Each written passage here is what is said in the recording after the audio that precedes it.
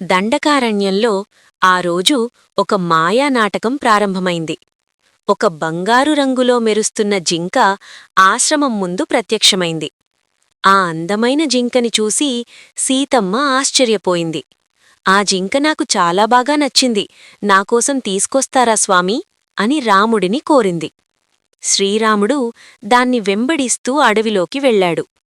కొంతసేపటికి అడవిలో నుండి ఒక అరుపు వినిపించింది. "సీతా, లక్ష్మణా!" ఆ స్వరం విని సీతమ్మ కలవరపడింది.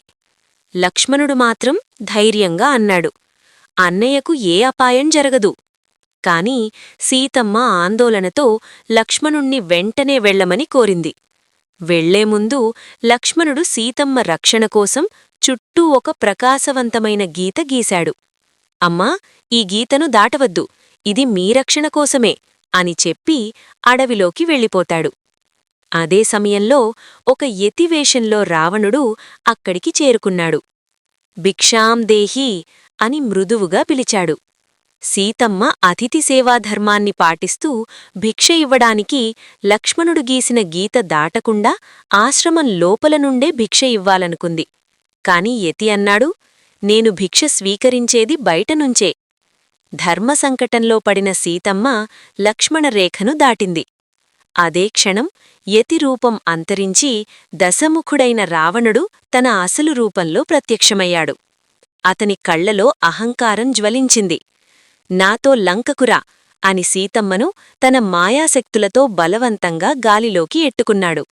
అప్పటికే ఆకాశంలో ఒక అద్భుతమైన రథం ప్రత్యక్షమైంది. అదే దివ్యమైన పుష్పక విమానం.